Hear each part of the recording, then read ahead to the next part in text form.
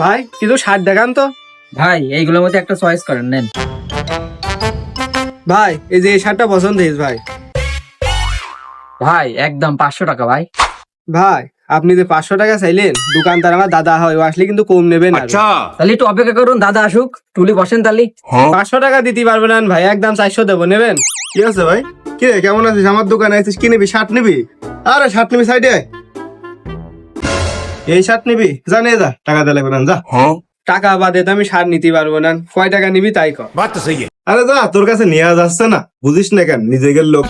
টাকা তো নিয়াই লাগবে, আর কত নিবি ক্লিয়ার কাট বিলি দে আমার। টাকা দিবি খালি দৌড়ি করছিস, তোর কাছে টাকাই নেওয়া যায় না। ছোট ভাই মানুষ, যা 1000 টাকা দে।